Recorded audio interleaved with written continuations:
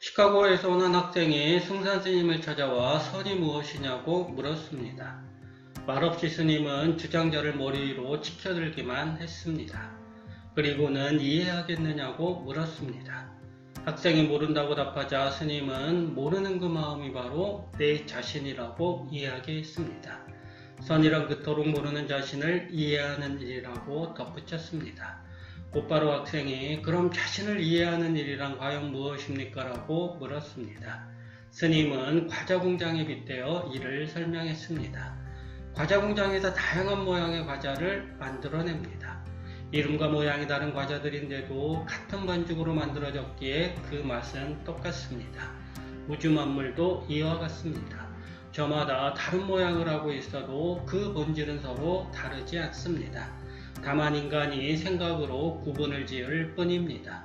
생각을 멈추어야, 달리 말해 이름과 모양에 대한 집착을 떨쳐야 이런 분별심에서 헤어나올 수 있습니다. 학생이 철학에서 말하는 본질에 빗대어 질문을 던집니다. 어떤 철학자는 본질을 에너지로 표현하고 어떤 철학자는 마음으로 표현하며 어떤 철학자는 하느님으로 표현하는데 스님은 이 중 어느 게 옳다고 생각하시는지요? 승사는 동물원에 코끼리 구경을 간 소경들에 빗대어 주저없이 그 질문에 답합니다. 코끼리 옆구리를 만진 소경은 코끼리를 벽과 같이 생겼으리라 추측하고 코를 만진 소경은 뱀처럼 생긴 게 코끼리라고 생각하며 다리를 만진 소경은 코끼리를 기둥처럼 생겼다고 생각한다. 꼬리를 잡은 소경은 어떨까? 빗자루같이 생겼다고 말할 것이다. 부분에 집착하면 전체가 보이지 않는다. 이름과 모양도 없는 게 바로 본질이니 그것을 어떻게 에너지니 마음이니 하느님이니 물질이니 하는 말로 표현할까? 이름과 모양이 있는 것은 모두 상대적이라는 걸 분명히 알아야 한다. 이름과 모양이 있는 사물은 시간 속에서 끊임없이 변한다. 변하는 사물 속에서 변하지 않는 본질을 찾는 일은 얼마나 어리석은가. 인간 대상의 다툼이 끊이지 않는 까닭은 바로 이 때문이다. 자신이 지지 않은 이론을 절대 진리로 상정하고는 다른 이론을 인정하지 않으니 당연히 싸움이 벌어질 수밖에 없는 것이다.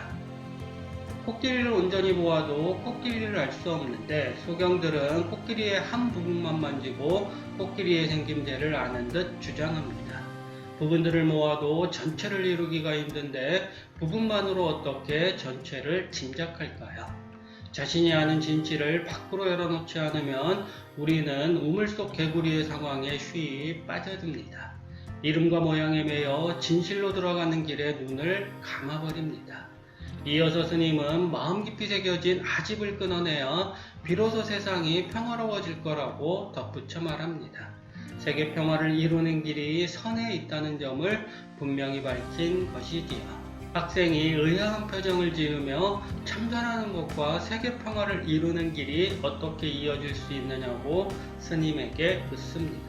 숭산 스님의 말을 들어볼까요? 사람들은 재물, 명예, 색, 식, 수면을 취하고자 한다. 이런 욕구가 생각을 내게 하고 그런 생각이 바로 괴로움이다. 이 괴로움 때문에 세계 평화가 없는 것이다. 생각을 내지 않으면 괴로움이 없고 괴롭지 않은 이 세계가 평화로울 수밖에 없다. 재물과 명예를 취하고자 하는 욕망이 괴로움을 불러일으킵니다. 재물이 없는 사람은 재물이 없어 괴롭고 재물이 많은 사람은 재물이 많아 괴롭습니다. 재물이 많은데 왜 괴로울까요?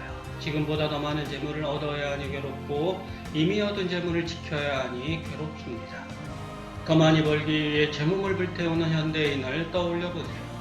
재산을 지키기 위해 탈법도 서슴지 않는 부자들은 또 어떤가요? 개인의 욕망이 국가의 욕망으로 번지면 전쟁이 일어납니다. 명분이 있는 전쟁은 절대로 있을 수 없습니다. 설사 명분이 있다고 해도 그것은 인간의 생각이 빚은 명분일 따름입니다. 전쟁에 이긴 나라도 괴롭고 전쟁에 진 나라도 괴롭습니다. 무엇보다 가까운 일을 이룬 사람들의 슬픔을 그 누가 치유해 줄 수 있을까요? 숭산스님은 끊이지 않는 욕구 욕망이 생각을 내고 그 생각이 바로 괴로움을 일으킨다고 분명히 말합니다. 괴로움으로 들끓는 마음이 편안할 리 없습니다. 편안하지 않은 이 마음이 더욱 큰 욕망을 불러내고 이로 해서 전쟁까지 불사하는 끔찍한 악몽이 펼쳐집니다. 승산스님 말만 따나 괴로움 때문에 세계평화가 깨치는 일이 벌어지는 것이죠.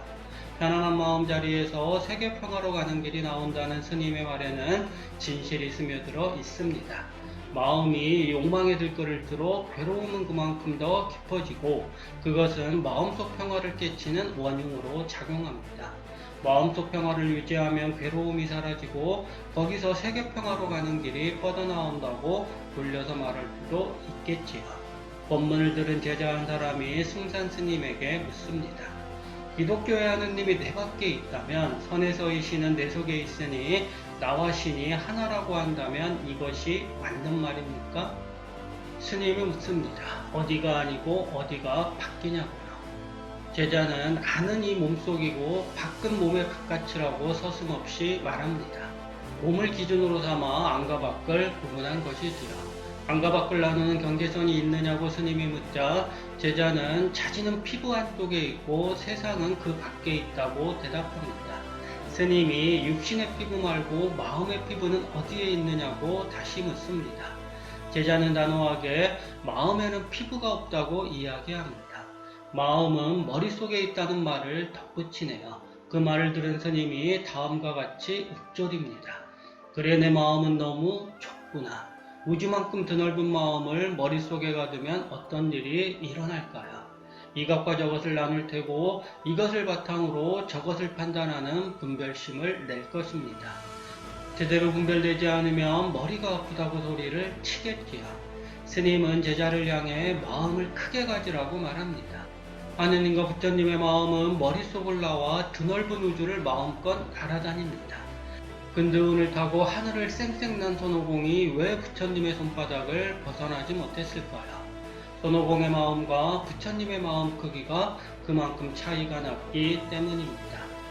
근두운을 탄 손오공의 마음도 이리 좁은데 그마저 타지 못하는 인간의 마음을 말해 무엇할까요? 스님이 시계를 들어 보이며 제자에게 묻습니다. 이 시계가 너의 마음 밖에 있는가 안에 있는가? 안과 밖을 나누는 제자는 당연히 밖에 있다고 대답합니다. 제자의 말을 들은 스님이 이내 밖에 있다고 하면 주장자로 맞을 것이고 안에 있다고 해도 주장자로 맞을 것이라고 소리를 높입니다. 제자도 물러서지 않습니다. 밖에 있으니 밖에 있다고 답하겠다네요. 스님이 제자를 가만히 들여다보며 만일 시계가 밖에 있다면 이것이 시계라는 걸 어떻게 알겠느냐라고 묻습니다. 안에 있는 마음이 밖으로 튀어나와 시계를 만지고 다시 돌아가는 것이냐는 스님의 반문을 듣고서도 제자는 자기 주장을 굽히지 않습니다. 자기는 다만 시계를 보았을 뿐이라며 자기는 안에 있고 시계는 밖에 있다는 생각에서 한치도 물러서지 않습니다.